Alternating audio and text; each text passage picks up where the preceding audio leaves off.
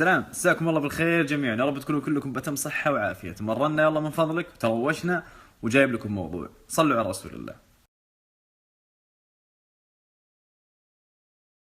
هذا هو أمير الأمراء عثمان دقنة الذي استعصى على جبابرة الإنجليز، السوداني عثمان دقنة. ولد في عام 1840 ميلادي، نشأ على كتاب الله وسنة رسوله، حفظ القرآن وهو صغير لأن أمه كانت معلمة قرآن.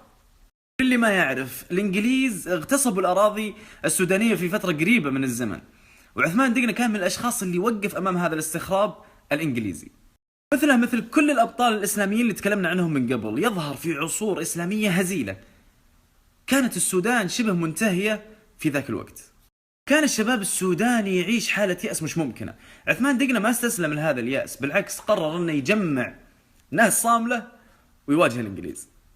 كانت بداية قصة هذا البطل لما دمر الأساطيل الإنجليزية والمحميات الإنجليزية اللي كانت موجودة على سواحل البحر الأحمر، وبعدها توجه إلى منطقة شيكان اللي موجودة في السودان اللي كانت محتلة من قبل الإنجليز، وكان معاه 18,000 مقاتل فقط.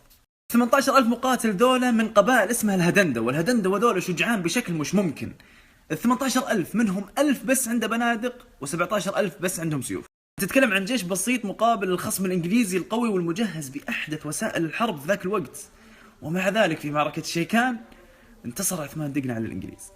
اللورد موريس أحد القادة الإنجليز العظام في تاريخ إنجلترا وصف معركة شيكان بوصف للتاريخ. شوف: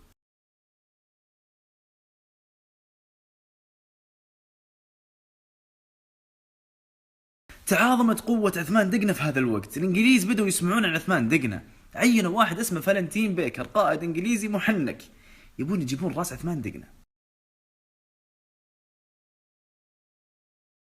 وصل بيكر للسودان وعرف أن عثمان دقنة موجود في منطقة توكر، فتوجه له ومعاه جيش أقوى من الجيش اللي واجه عثمان دقنة من قبل.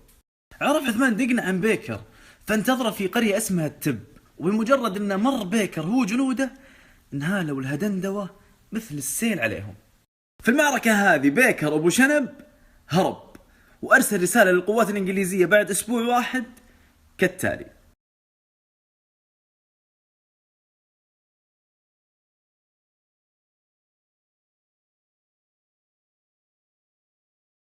الإنجليز الجزيري انهزموهم من السودانيين، سموهم بمسمى غريب اسمه الفيزي ويزي. ليش سموه فيزي ويزي والله ما أدري.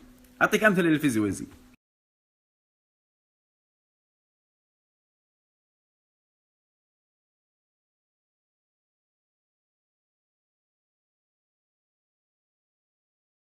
في هذه الأثناء الإعلام الإنجليزي يعني شن حملة قوية على رئيس الوزراء اللي كان اسمه جلادستون. جلادستون ما كان قدامه إلا خيار واحد بس، إنه يعين الجنرال جرودن عشان يجيب عثمان دقنة. جرودن هو أعظم عظماء إنجلترا. جرودن كون قوة بريطانية ضخمة، يقولك السفن في ذاك الوقت ملأت البحر الأحمر. قوة بريطانية هائلة جاية بقيادة جرودن. جرودن هذا كان له تكتيك اسمه المربع التكتيكي أو المربع الإنجليزي. المربع الإنجليزي هذا قصته قصة. باختصار شديد، جرودن هذا استخدم المربع الإنجليزي قدام الفرنسيين والروس واستعصى عليهم، ما قدروا له. كان دائما الإنجليزي ينتصر، لكن القواعد اللي فرضها الإنجليزي على الروسي والفرنسي ما تمشي على أمير الأمراء عثمان دقنة. عثمان دقنة تمكن من سحق المربع الإنجليزي. عشان ما أطول عليكم، ما قدروا له في الحرب لكن قدروا له غدر.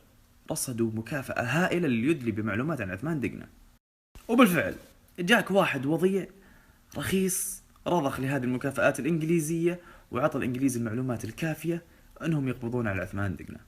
بعد ما قبضوا عليه كل وجهاء بريطانيا راحوا لزنزانة عثمان دقنة، يبون يشوفون عثمان دقنة في الزنزانة. ملك بريطانيا بكبره جاء وصار موقف واللي الكل يشهد عليه، حتى الإنجليز نفسهم، حتى المؤرخين الإنجليز، أن عثمان دقنة لما كان في السجن كان المصحف ما يفارق يده. فلما دخل ملك بريطانيا على عثمان دقنة وهو في السجن لقاه ظهره ورفع صوته وهو يقرأ القرآن. شوف العلاقة الوطيدة بينه وبين الله سبحانه وتعالى. الشيء هذا اللي خلى ملك بريطانيا ينزل سيفه على الأرض، وهذه الحركة تعني بأن رسالة احترام من ملك بريطانيا لعثمان دقنة. روديارد كيبلينج أعظم شعراء إنجلترا، كتب قصيدة في عثمان دقنة والهدندوة والفيزيوزي. بسمعكم جزء بسيط منها. حاربنا كثيرين عبر البحار، فيهم الشجاع وفيهم غير ذاك، بايثا وزولو وبرميين، لكن الفزي كان أفضل الجميع. نخبك أيها الفزوزي ونخب قتلاك، لو لم نفقد زملاءنا لواسيناك. سنة الله الأخذ والعطاء، وسنعتبر السجال عادلا. لئن كان فقدك منا أكبر لكنك زلزلت المربع. قضت أوامرنا أن نسحقك وكان الانصياع علينا لزاما. نخبك أيها الفزوزي برأسك للشعر الجدائلي، لأنك أيها الأسود الفقير كسرت مربعا إنجليزي.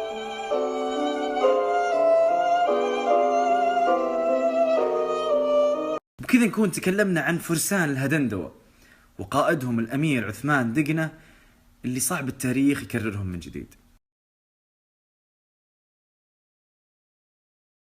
الله يعطيكم الصحة والعافية، وآسف جدا اني طولت، بس موضوع مثل هذا مفروض الكل يعرفه. انشروا أهم شيء للاستفادة، واشوفكم على خير. سلام.